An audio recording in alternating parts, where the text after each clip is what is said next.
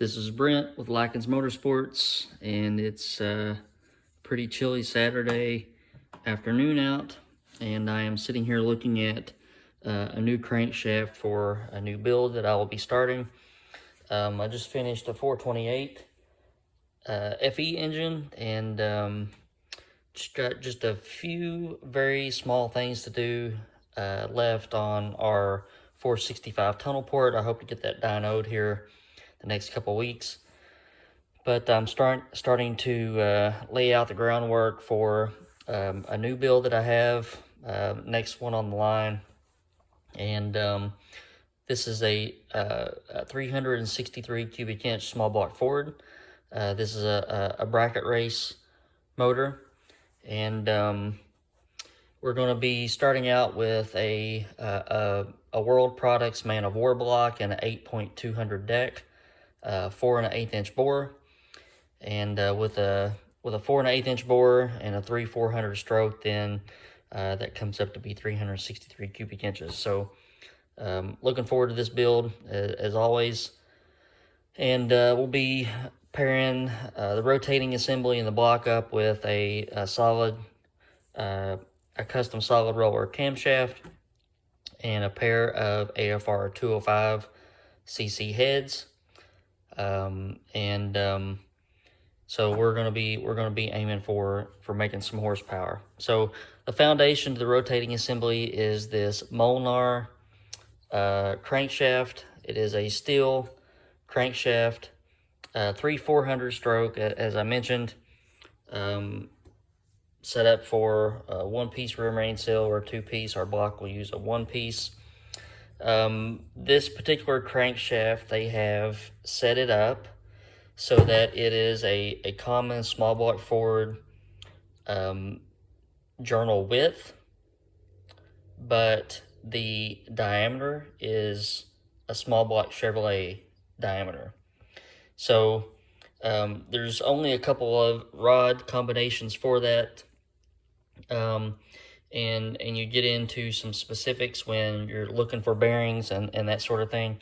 But what we're looking at is to use a pair, or not a pair, hopefully several pair, a set of Molnar 5/400 rods.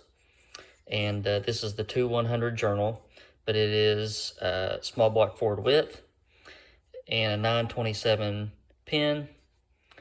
And in order to make that combination work, you use a 1227 bearing, which is for a GM V6. So things get a little bit complicated, and you have to be familiar with what parts go to what. But I didn't have any 1227 bearings on the shelf, so I ordered a pair of standard bearings and a pair of X bearings. So part of the video this week will be we're going to mic our crank journal, and we're going to check bearing clearances on a rod to see which bearing we're going to have to use, because if I can help it, I usually use coated rod bearings. These bearings, to my knowledge, are not available coated off the shelf. So we're going to check clearances and see what we need to do, and then order a full set of rod bearings and then send them to Calico to have them coated. This week we're just going to focus on the rotating assembly. I'll show you the block probably next week, and they're just a really stout piece. It's fully machined, ready to go. Doesn't come that way. I had it machined, but anxious to get started. For the pistons, went to Male, and they have a really nice shelf piston for this combination. It's an inch 090 compression height, set up for 1 millimeter, 1 millimeter, 2 millimeter rings, and the valve reliefs will pretty much take any cylinder head inlet with an inline valve that you can throw at it. They are coated out of the box. This is their Power Pack series, and it's also what you would call an inboard pin boss. You can see how the skirt is narrowed down by the pin bosses. If I had a free hand, I would point it to what I'm talking about, but you can probably figure it out. But that makes the piston light. I think these are around maybe 420 grams or so. So I'll get a scale here in a second, and we'll weigh one up. But so the purpose of this video is just to familiarize ourselves with rotating assembly and get some bearing clearances checked on one rod, so I know what bearings to get, and then go from there. So let's jump in, and I'm gonna weigh that piston first and the pin, and we'll show you that on video. All right, so got our scale ready here. Piston weighs 404 grams and 6/10, so pretty lightweight for that size bore. And it's not a dish, it's just a valve flat top with a couple valve reliefs, so that's pretty good. You can see how short the wrist pin is because of the inboard pin bosses, so that means that your wrist pin is going to be light as well, 116, almost 117 grams. Uses a wire lock to hold the wrist pin in, and I think the rings will probably come up somewhere maybe around 28-30 grams, so pretty light bob weight for this crankshaft. But I'm going to get a rod, get the cap off of it, and I'm going to show you these bearings, and we're going to mic a journal and see what our clearances are. All right, so this is our Monar rod against 5400, made for this crankshaft. This is the Power Adder series, so they're a little bit beefier than the normal Monar rod, can handle a lot more horsepower. I don't think you could possibly tear up the non-Power Adder rod. I use these on all my stock FE journal builds, as well as a lot of my big block Chevrolet FE builds. Just a very high quality rod. I've put a whole lot of horsepower through these rods, but that's what we got. This is just the standard bearing. You can tell that they are narrow and made for a GM application. You can barely read it. It says standard on there. I was looking to see, normally these have an upper and a lower.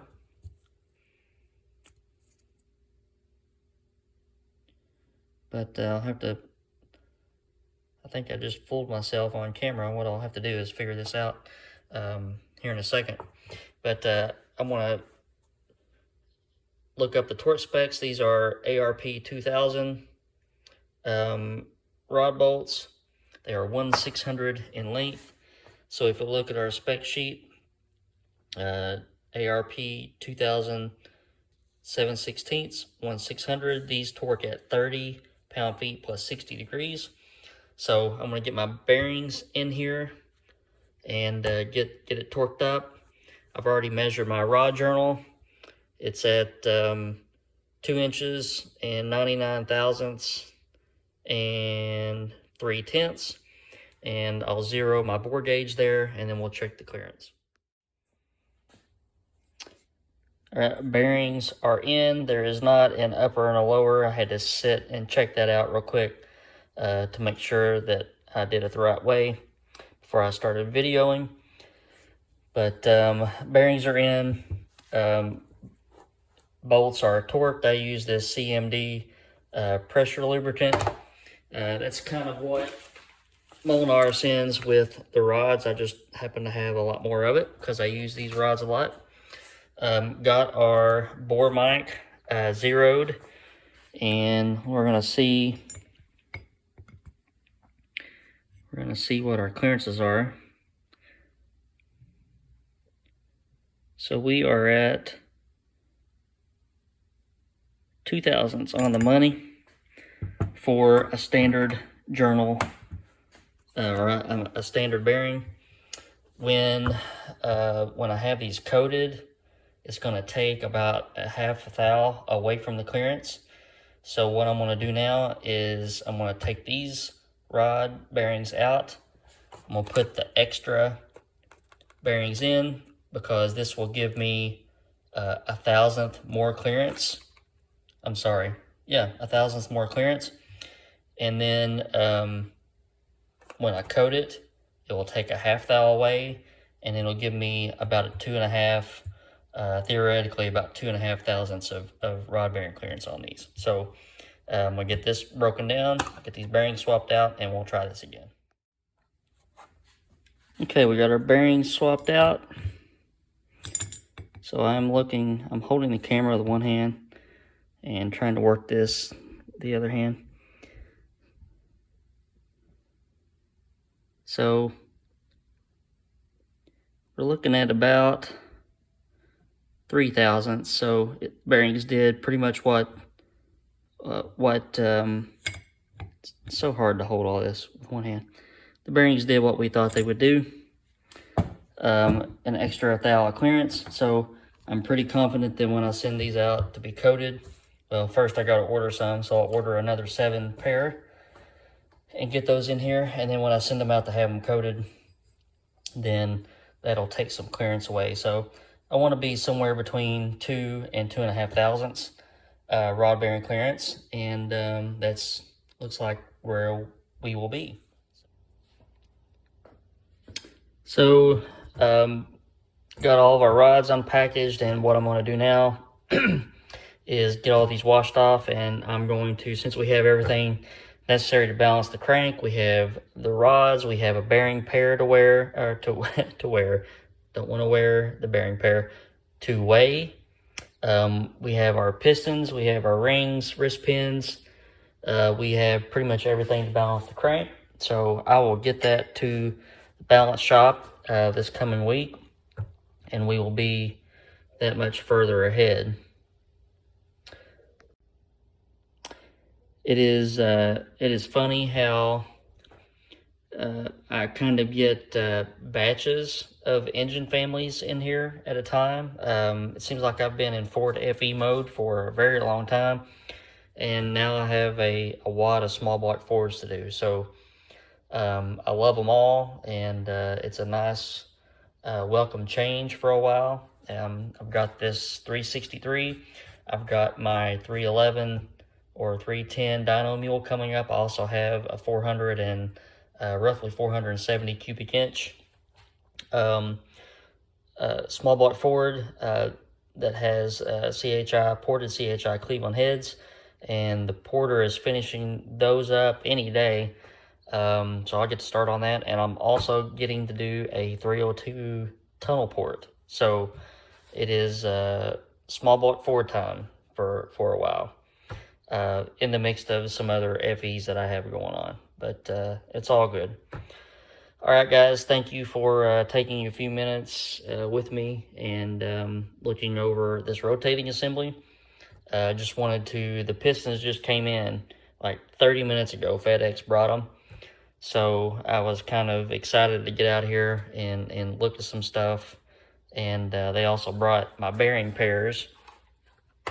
So I was able to check a clearance, and that lets me order all my bearings and lets me get to a point where I can drop this off at the balance shop and get the crank balanced. So we should have a good jump on what we need to get going for a while. And next week I'll do a video on the block, and I'll get to show you that. All right, guys, if you are new to the channel, thank you for watching, and please hit the subscribe button so that you can see all the new stuff we have coming up. If you are a veteran subscriber to this channel, again, thank you for watching, and hit that like button and let me know that you like the content. We'll probably be doing yet another Q&A session coming up pretty soon. So if you have any topics for discussion, you can put those in the comments below, and maybe we can address those in the next couple weeks. All right, guys, hope you have a good weekend, and I'll see you next week.